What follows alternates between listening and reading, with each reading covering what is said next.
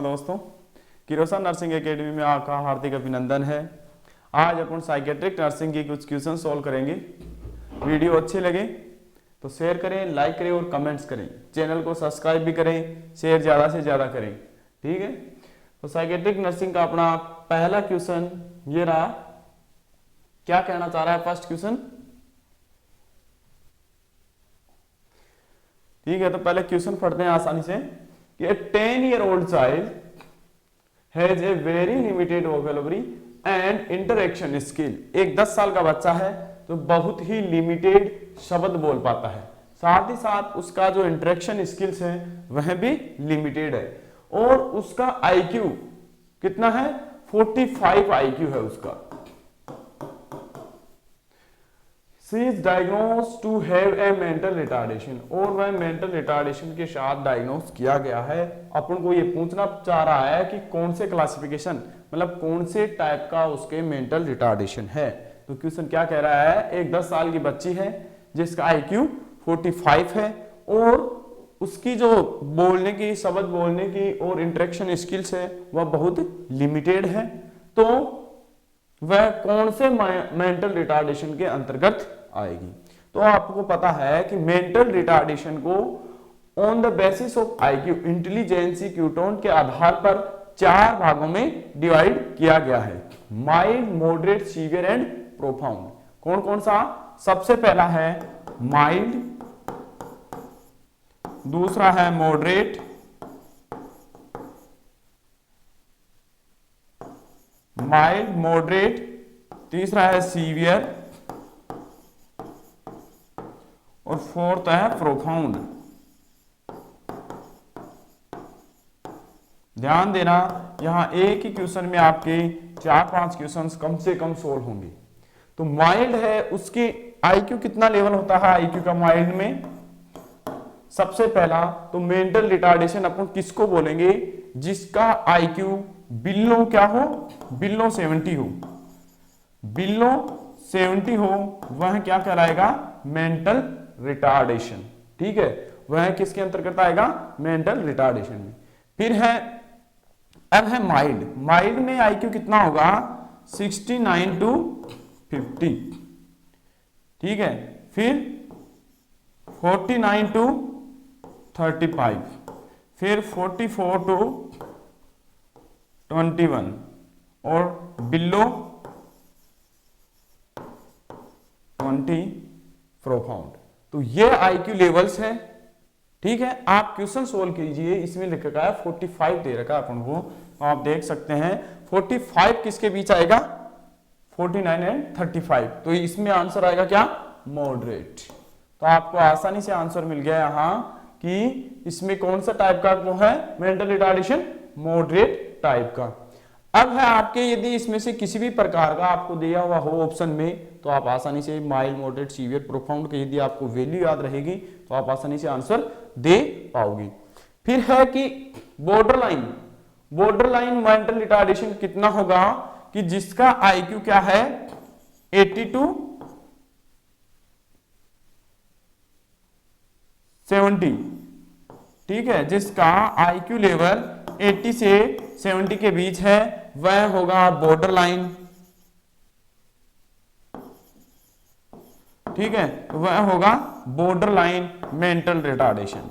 Border line mental retardation 80 to 70 IQ होगा। ठीक है, अब है आपको यही थोड़ी सी जानकारी आप ये भी ले लें कि नॉर्मल आईक्यू कितना होता है।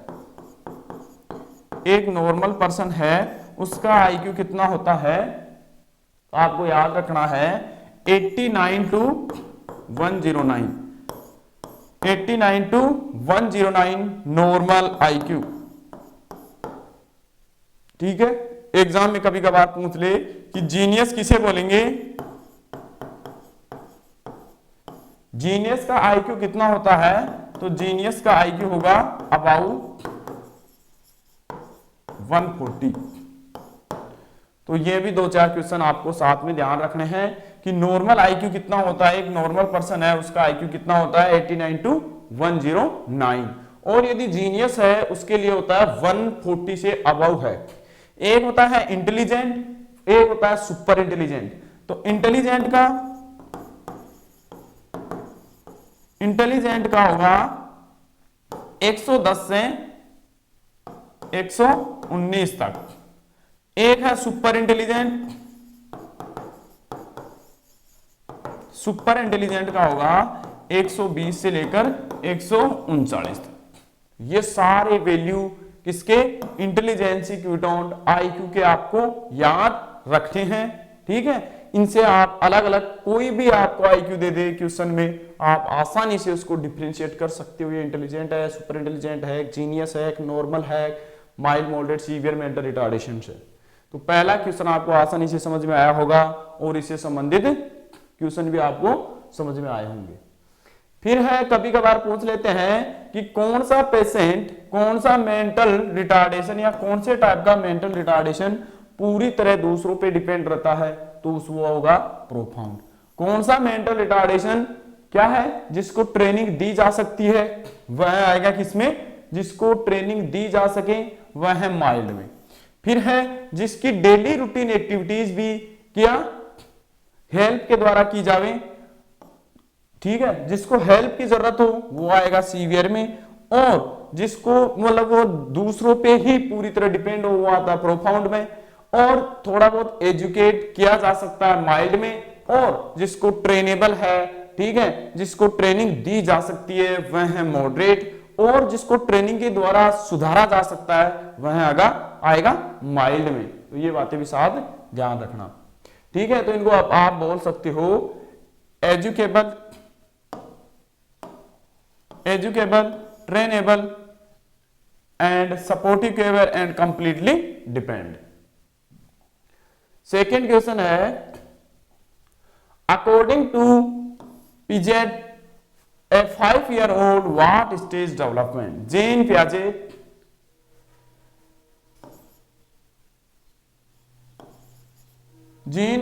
ने क्या दी थी, वो इंटेलिजेंसी की थ्योरी दी थी,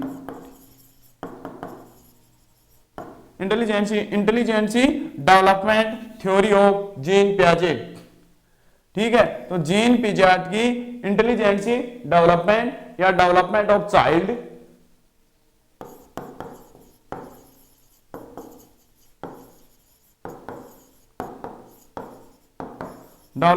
चाइल्ड, इंटेलिजेंसी,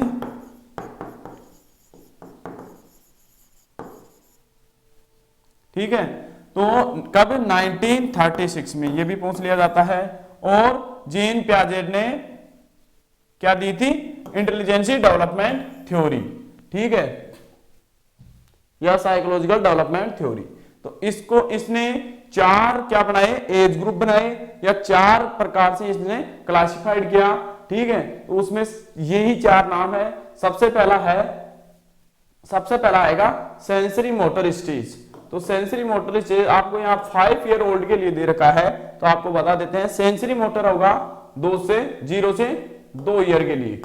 ठीक है, तो सेंसरी मोटर में बच्चा क्या है, अपने सेंस से सीखता है। ठीक है, इन्वायरमेंट है चारों तरफ का वो, और खुद का जो सेंसेटिव ऑर्गन है, सेंसेशन है, उससे वह सीखता है। फिर है कंक्रीट ऑपरेशन, पहला है सेंसरी, यदि आप क्रम वाइज स्टेज करोगे तो पहला आएगा सेंसरी मोटर, फिर आएगा दूसरा प्री ऑपरेशनल, तीसरा होगी कंक्रीट, और फोर्थ होगी फॉर्मल ऑपरेशनल।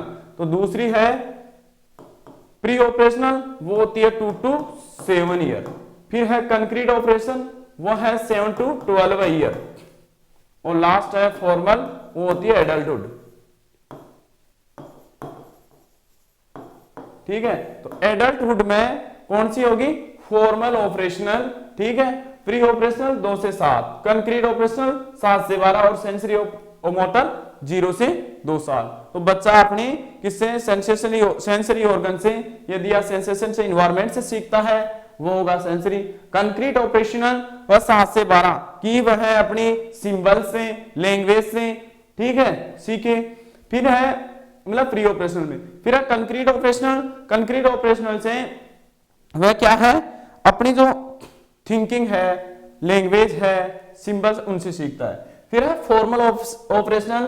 फॉर्मल ऑपरेशनल में एब्स्ट्रैक्ट थिंकिंग है, ठीक है, वास्तविकता में वह जीता है और वास्तविक जो है वह सीखता है, मतलब कंक्रीट थिंकिंग है वह एब्स्ट्रैक्ट थिंकिंग उसमें बढ़ने लगती है। तो इस क्वेश्चन में पूछा गया है 5 ईयर ओल्ड कौन सी स्टेज में होगा, तो 5 ईयर ओल्ड आप देखिए किसके बीच आएगा, 2 to 7 के बीच, और इसका आंसर क्या होगा, प्री ऑपरेशनल स्टेज। क्या होगा, प्री ऑपरेशनल स्टेज, ठीक है, तो समझ में आ गया होगा। फिर है थर्ड क्वेश्चन। थर्ड क्वेश्चन क्या कह रहा है, a patient admitted,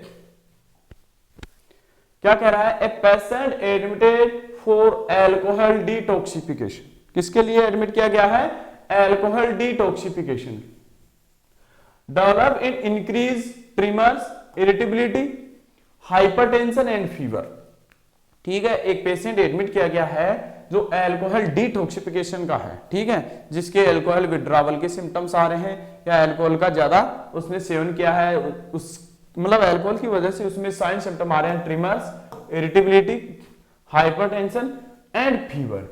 the nurse should be alert for impending, तो नर्स इनमें से कौन से साइन सिम्टम के लिए अलर्ट होगी, सबसे पहला है डिल्यूरियम ट्रिमर्स, किसकी वजह से होता है, एल्कोहल के डिटॉक्सिफिकेशन से या एल्कोहल के विड्रॉवल सिम्टम की वजह से क्या होता है, डिल्यूरियम ट्रिमेंस आते हैं।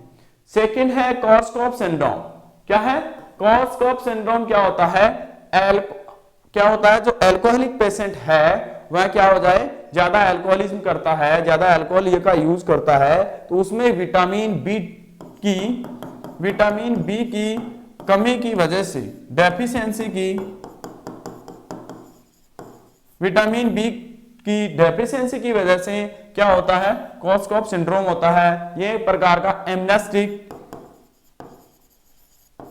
मतलब मेमोरी लॉस होने लगती है, ठीक है, एक प्रकार का एमनेस्टिक सिंड्रोम है,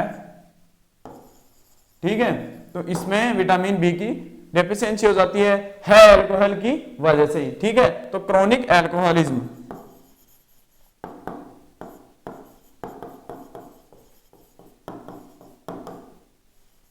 ठीक है, तो क्रोनिक एल्कोहलिज्म की वजह से कॉर्सकॉफ सिंड्रोम होता है। फिर है इसोफेजियल वेरिसेस। इसोफेजियल वेरिसेस सबसे मेनली किसकी वजह से होता है, लीवर सिरोसिस की वजह से, किसकी वजह से, लीवर सिरोसिस,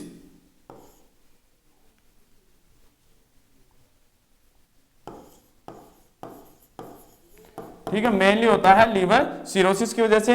एंड सेकेंडरी कारण हो सकता है उसका क्या, एल्कोहलिज्म, सेकेंडरी कारण हो सकता है उसका एल्कोहलिज्म, ठीक है, सेकेंडरी कारण क्या हो सकता है, एल्कोहलिज्म। फोर्थ है व्रिंकेन सिंड्रोम। व्रिंकेन सिंड्रोम क्या होता है कि व्रिंकेन सिंड्रोम वही है कोर्सकॉफ व्रिंकेन सिंड्रोम, जो कोर्सकॉफ है वही, इसमें क्या होता है स्पेशली कि वो अपना कोऑर्डिनेशन नहीं कर पाता है, eye movement plus in coordination of body, ठीक है, आई का इनकोऑर्डिनेट मूवमेंट होता है, साथ ही साथ बॉडी का कोऑर्डिनेशन नहीं कर पाता है, किसमें, व्रिंकेन सिंड्रोम में। यह भी अल्कोहलिज्म की, क्रोनिक अल्कोहलिज्म की वजह से होता है। अपने पास क्वेश्चन ये कह रहा है कि अल्कोहल डिटॉक्सिफिकेशन डेवलप हो रहा है, जिससे पेशेंट में ट्रिमर्स आ रहे हैं, इरिटेबिलिटी आ रही है, हाइपरटेंशन एंड फीवर है, तो कौन सी कंडीशन आने के ज्यादा चांस है, अभी नर्स को किसका ध्यान रखना है, तो सबसे पहला पेशेंट में क्या हो सकता है, डिल्यूरियम ट्रिमेंस आ सकती है। यह सब के सब एक क्रोनिक यूज होने की वजह से, ठीक है, और इन पे क्या है, इनको एकाएक मतलब ट्रीटमेंट की जरूरत नहीं है, ये क्या है, मतलब क्रोनिक डिजीज है, तो इसको ये और एकाएक ठीक भी नहीं होने वाली है, और इनको एक सेकेंडरी देखा जाएगा। फर्स्ट प्रायोरिटी में यदि इन ऑप्शन में देखा जाएगा तो डिलीरियम ट्रिमर्स, क्योंकि पेशेंट को क्या हो रहा है, ट्रिमर्स आ रहे हैं, पेशेंट की कहीं इंजरी हो सकती है तो उनसे बचाना है। फिर उसके बाद उसका एमनेस्टिक सिंड्रोम है, इसोफेजियल वेरिसेस है, व्रिंकेन सिंड्रोम है, ये सभी के सभी कारण अल्कोहलिज्म की वजह से हो सकते हैं, लेकिन एक्यूट कारण यहाँ डिलीरियम ट्रिमेंस होगा, और इसी के लिए नर्स को सबसे पहले अलर्ट होना है, ठीक है। फिर चलते हैं नेक्स्ट क्वेश्चन पे। द नर्स क्या है, the nurse assigned in A detoxification unit attend to a various patient with substance related disorder. The care for the patient place priority of which of the following.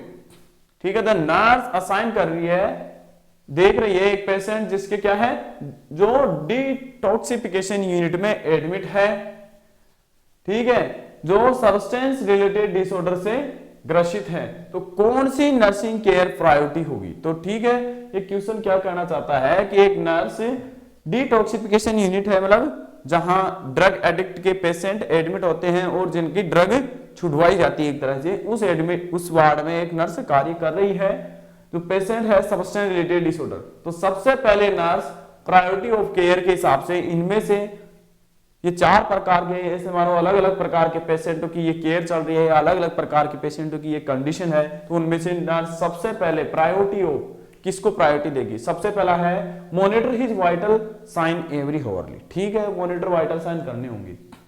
फिर है providing a quiet and dim room, quiet and dim room provide करवाना है, ठीक है। फिर है encouraging adequate fluid and nutritional foods. फिर है एडमिनिस्ट्रिंग लिब्रियम एज ऑर्डर, करवाने चाह रहा है, लेकिन सबसे पहला दे रखा है प्रायोरिटी। तो प्रायोरिटी ऑफ केयर के हिसाब से नर्स क्या करेगी, मॉनिटर करेगी वाइटल साइन एवरी हॉवरली। तो इसका आंसर क्या होगा, ए, ठीक है। फिर है प्रोवाइड क्वाइट एनवायरनमेंट, ठीक है, पेशेंट को क्वाइट एनवायरनमेंट भी प्रोवाइड कराना, वो सेकेंडरीली प्रोवाइड करवाना है, पेशेंट को एडिक्वेट न्यूट्रिशन भी देना है, और क्या है लिब्रियम है, मतलब सेडेटिव ड्रग्स है वो भी देनी है। तो ये सब क्या है, सेकेंडरीली है। सबसे पहले प्राइमरीली या प्रायोरिटी ऑफ केयर के हिसाब से पेशेंट के वाइटल साइन देखने हैं, और उससे अपन को पता चलेगा कि पेशेंट की कंडीशन क्या है, कोई इमरजेंसी अर्जेंट कोई नीड तो नहीं है, ठीक है, कोई सपोर्ट की या सपोर्टिव केयर की जरूरत तो नहीं है। तो मतलब सबसे पहले प्रायोरिटी ऑफ केयर के हिसाब से पेशेंट की लाइफ सेविंग एक्टिविटीज के लिए अपन एक्ट या कार्य करेंगे, ठीक है। अब है नेक्स्ट क्वेश्चन। नेक्स्ट क्वेश्चन क्या कहना चाह रहा है, a another patient is brought to the emergency room by friend who is state that she is took something and a hour ago. एक पेशेंट लाया गया है किसी दोस्त के द्वारा इमरजेंसी के अंदर, और वह कह रहा है he is actively hallucinating agitated with irritated nasal septum. एक दोस्त एक ही दोस्त को लेके आ रहा है हॉस्पिटल में, और वह कह रहा है इसने अभी कुछ टाइम पहले ही कुछ चीज खाई थी या ली थी, ठीक है, टुक समथिंग एन ए हॉर, कुछ घंटे पहले उसने कुछ चीज खाई थी, और खाने के बाद उसमें क्या हुआ है, hallucination, agitation, irritate nasal septum, मतलब उसका सेंट्रल नर्वस सिस्टम क्या हो गया है, एक्टिवेट हो गया है। तो इनमें से कौन सी चीज लेने से उसके ये साइन सिम्टम आए हैं, नर्स क्या एक्सपेक्ट कर सकती है। सबसे पहला है हेरोइन, सेकंड है कोकीन, थर्ड है एलएसडी, लेजर्जिक एसिडिक डिथैलामाइड्स एंड मारेजुआना, ठीक है। तो इन सब की वजह से क्या होता है, सेंट्रल नर्वस सिस्टम क्या होता है, एक्टिवेट होता है। तो सेंट्रल नर्वस सिस्टम एक्टिवेट होता है, तो इस सेंट्रल नर्वस सिस्टम एक्टिवेट होने के साथ साथ इसमें लिख रखा है हेल्यूसिनेटिंग। हेल्यूसिनेटिंग का मतलब है हेल्यूसिनेशन आना। तो इनमें से सबसे मेनली हेल्यूसिनेशन और irritate nasal septum, irritate nasal septum mainly देखा जाता है विथ कोकीन, किसके साथ, कोकीन के साथ देखा जाता है। हेल्यूसिनेशन मारेजुना के साथ क्या देखा जाता है, हेल्यूसिनेशन भी देखा जाता है, लेकिन इसमें एक तरह से पेशेंट क्या, मेमोरी लॉस्ट, ठीक है, मतलब कंफ्यूज रहता है, डिलीरियम साइन सिम्टम देखे जाते हैं। हेरोइन में क्या होता है, पेशेंट यूफोरिया हो जाता है, ठीक है, ज्यादा क्या हो जाता है, वह मतलब आनंद महसूस या ज्यादा यूफोरिक हो जाता है, ठीक है। और कोकीन में क्या है, पेशेंट हेल्यूसिनेशन के साथ साथ एजिटेट, इरिटेट, ठीक है, सेंट्रल नर्वस सिस्टम क्या हो जाता है इसमें, एक्टिवेट। तो यदि ऐसा क्वेश्चन आए जिसमें hallucination, agitation, irritability and nasal septum irritation आए, तो वह होता है कोकीन की पॉइजनिंग या कोकीन के डिटॉक्सिकेशन की वजह से। अब नेक्स्ट क्वेश्चन है, a patient is admitted with a needle tracts on his arm, ठीक है, एक पेशेंट एडमिट किया गया है जिसके नीडल के क्या है, ट्रैक्ट्स हैं, नीडल के कुछ निशान हैं, किस पे, आर्म पे। Stupor and with pin point pupil, stupor है मतलब ना बोल रहा है और ना हिल पा रहा है, ना चल पा रहा है, स्टूपर है मतलब। एंड पिन पॉइंट पिपिल है, पिपिल क्या हो गए, फिक्स्ड हो गए, पिन पॉइंट हो गए हैं। लाइकली बी मैनेज्ड विथ, तो कौन सी दवाई के द्वारा मैनेज किया जाएगा। ठीक है, ये 4 प्रकार की ड्रग्स दे रखी है, तो नर्स इनमें से कौन सी ड्रग यूज करेगी जब पेशेंट एक नीडल ट्रैक्ट मतलब उसके शरीर पे नीडल के क्या है, आर्म पे निशान है कि उसने कुछ ना कुछ क्या ली है, ड्रग्स का एब्यूज किया है।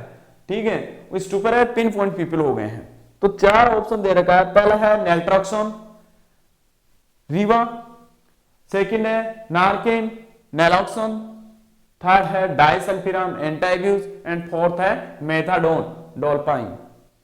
इनमें से जैसे कि डाइसल्फिराम तो आपको पता है क्या है, डिट्रेंट ऑफ एल्कोहल। डिट्रेंट ऑफ एल्कोहल मतलब जो एल्कोहल एब्यूज कर रहा है उसके लिए यूज है एंटा एब्यूज। तो एल्कोहल को छुड़ाने के लिए या डिट्रेंट करवाने के लिए क्या यूज की जाती है, डाइसल्फिराम।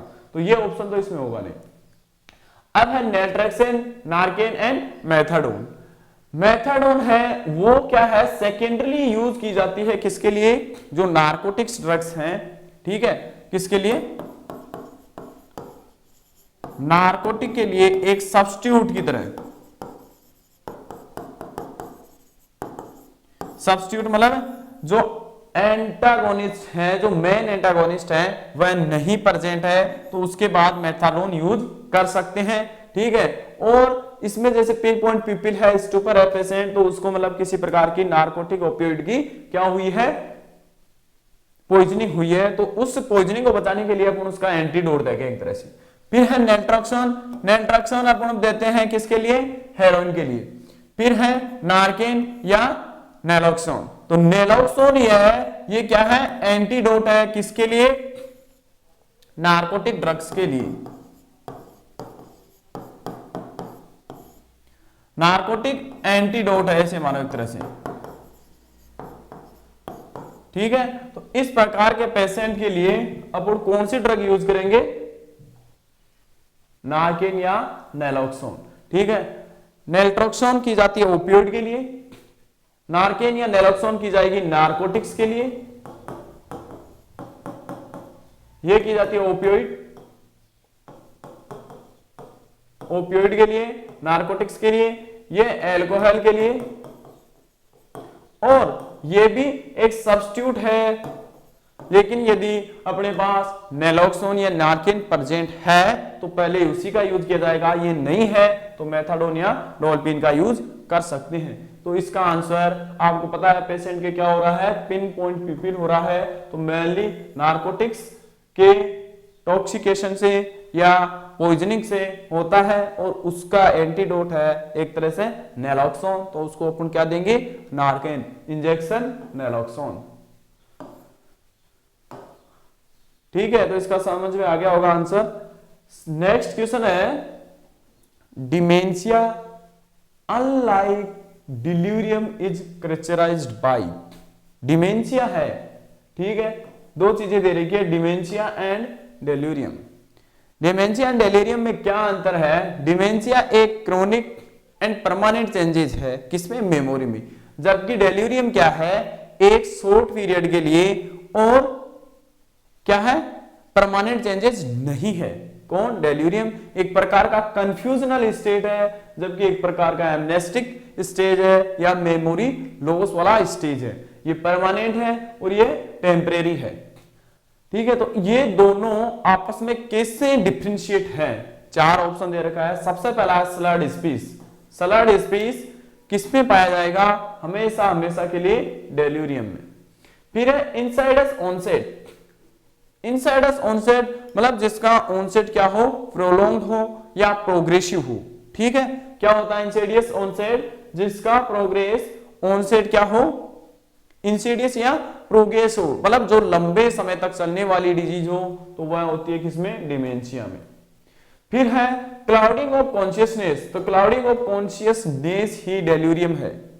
ठीक है, नेक्स्ट है सेंसरी परसेप्चुअल चेंजेस, तो कुछ समय के लिए सेंसरी परसेप्चुअल चेंजेस भी किस में होते हैं, डेल्यूरियम में होते हैं, डिमेंशिया में नहीं होते।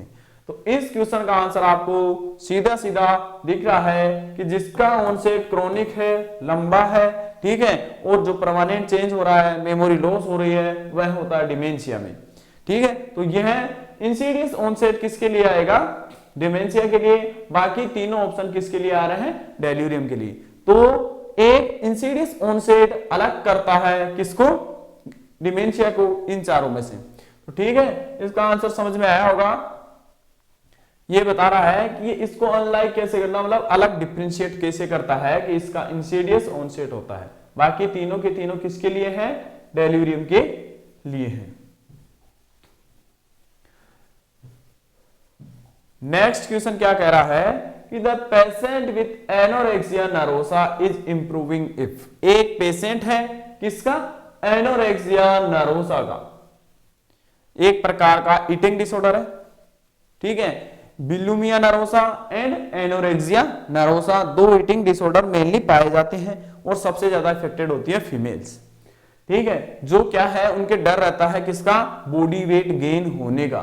तो वह अपना बॉडी, मतलब बॉडी को क्या एक स्लिम बनाए रखना चाहती है और बॉडी वेट गेन करना नहीं चाहती, ठीक है। तो ये कह रहा है कि एक पेशेंट है एनोरेक्सिया नर्वोसा का, अपन उसमें इंप्रूविंग कब मानेंगे कि इसमें इंप्रूवमेंट हो रहा है। तो आपको पता है, बता दिया गया है कि इसमें क्या है, पेशेंट डरता है बॉडी वेट गेन करने से। तो बॉडी वेट यदि गेन हो रहा है मतलब डिजीज कंडीशन में इंप्रूवमेंट हो रहा है, वास्तविक चीज तो ये देखनी है इसमें। फिर है शीज ईट ए मील इन डाइनिंग रूम, ठीक है, डाइनिंग रूम में खाना खाने लगी है, तो यह एक वास्तविक इंप्रूवमेंट को नहीं बताता। वेट गेन बिल्कुल एब्सोल्यूट प्रकार का मतलब ट्रीटमेंट है और उसमें जो इंप्रूवमेंट हुआ है वह वेट गेन बताता है। फिर she attend a ward activities, वो वार्ड एक्टिविटीज करने लगी है। She has a more realistic self concept, वह अपना वास्तविक मतलब रियलिस्टिक सेल्फ कॉन्सेप्ट रखने लगी है। मतलब जो ये ईटिंग डिसऑर्डर वाले जो पेशेंट होते हैं उनमें क्या है, जो सेल्फ एस्टीम है वो क्या होता है, लो होता है, ठीक है। तो इसमें मोर रियलिस्टिक हो रही है, ठीक है, लेकिन अपन को देखना है कि पेशेंट में इन चारों में से सबसे अच्छा आंसर कौन सा होगा, वेट गेन। यदि वेट गेन हो रहा है मतलब एनोरेक्सिया नर्वोसा जो डिजीज कंडीशन थी, एक प्रकार का डिसऑर्डर था, उसमें इंप्रूवमेंट हो रहा है, मतलब उसमें वेट गेन कर रही है। तो जो वेट लॉस मतलब वेट गेन करने से उसे डर था वह धीरे धीरे खत्म हो रहा है कुल मिला के। तो वेट गेन इसका राइट आंसर होगा। बाकी एक्टिविटीज भी इसके पॉजिटिव मतलब इंप्रूवमेंट को ही दर्शाते हैं, लेकिन वेट गेन है इनमें सबसे अच्छा इंडिकेशन है। एक नेक्स्ट क्वेश्चन है कि the characteristics manifestation that will differentiate bulimia nervosa from anorexia nervosa. दो चीजें हैं, एक है एनोरेक्सिया नर्वोसा, दूसरा है बुलिमिया नर्वोसा। एक कंडीशन ऐसी है जिसमें पेशेंट मतलब खाना खाता है और बहुत ज्यादा खाता है और उसे वेट गेन होने का डर होता है, जिससे पेशेंट वापस क्या करता है वोमिट करता है, प्रोजिंग करता है, अपने पेट को साफ करता है। दूसरी कंडीशन है जिसमें पेशेंट खाना ही नहीं खाता, कुछ ना कुछ बहानेबाजी या कुछ ना कुछ तरीके अपना के मतलब एक तरह से खाने को क्या करता है, अवॉइड करता है, ठीक है। तो जिस कंडीशन में पेशेंट क्या करता है, बिंज ईटिंग करता है और पुर्जिंग करता है, वह कंडीशन होती है बुलिमिया नर्वोसा। बुलिमिया का मतलब है बुलिश डाइट, मतलब फुल डाइट लेता है, फुल खाता है एंड पुर्जिंग करता है। पुर्जिंग मतलब पर्गिंग करता है, पर्गिंग का मतलब होता है कि वह क्या करता है, पेट साफ मतलब वोमिट कर देता है, खूब खाता है एक साथ, फिर उसे डर लगता है कि कहीं वेट गेन हो जाएगा या ज्यादा अपनी बॉडी वेट बढ़ जाएगा ज्यादा, तो वह क्या कर देता है, पूरे को वापस साफ बाहर निकाल देता है, ठीक है। वह कंडीशन कहलाती है बुलिमिया नर्वोसा। एक कंडीशन है जिसमें पेशेंट क्या है, या तो बहुत कम खाता है या खाना को मतलब अवॉइड करता है एक तरह से, वह कंडीशन होती है एनोरेक्सिया नर्वोसा, क्योंकि उसे डर रहता है कि कहीं अपन खाना खा लिए तो अपना वेट बढ़ जाएगा। तो ये कह रहा है कि कौन सा स्टेट बुलिमिक इंडिविजुअल के लिए होगा। तो बुलिमिक इंडिविजुअल के लिए आपको बता दिया कि वह क्या करे, बेंज ईटिंग करे। बेंज ईटिंग का मतलब है बहुत ज्यादा खाए एक साथ और पर्गिंग करें, मतलब वापस वोमिट कर दें, तो वह आता है बुलिमिया में। Have a episode binge eating and purging, तो यह होगा किसके लिए, बुलिमिया नर्वोसा के लिए। सीधी सीधी डेफिनेशन है बुलिमिया नर्वोसा की, episodic binge eating and purging किसमें देखने को मिलता है, बुलिमिया नर्वोसा में। तो इसका आंसर तो ये होगा। फिर have a repeated attempt to establishing their weight, बार बार अटेम्प्ट मतलब बहुत ज्यादा एक्सरसाइज करता है, अपने वेट कम करने की कोशिश करता है, ये सब किस में आ रहा है, एनोरेक्सिया नर्वोसा में। फिर have A vesicular food handling pattern, ठीक है, फूड हैंडलिंग पैटर्न बहुत ही वेसिकुलर है, मतलब बहुत कम खाता है और बहुत ही ऐसी डाइट लेता है कि जिससे उसका वेट ना बढ़ पाए और एक कंट्रोल फूड लेता है। Have a threaten A self esteem, और उसके सेल्फ एस्टीम खोने का भी डर रहता है, ठीक है। तो सेल्फ एस्टीम खोने का डर bulimia nervosa and anorexia nervosa both दोनों में होता है, ठीक है। तो ये दोनों में होगा, ये एनोरेक्सिया नर्वोसा में होगा, ये भी एनोरेक्सिया नर्वोसा में होगा। तो बुलिमिया नर्वोसा के लिए किसी इंडिविजुअल में यदि स्पेसिफिक देखना है तो कौन सा होगा, have a episodic binge eating and working. तो आपको आंसर समझ में आया होगा कि इसमें बुलिमिक इंडिविजुअल के लिए क्या होगा, बेंज ईटिंग एंड वर्किंग। तो क्लास समझ में आई होगी। धन्यवाद। ज्यादा से ज्यादा लाइक करें, शेयर करें।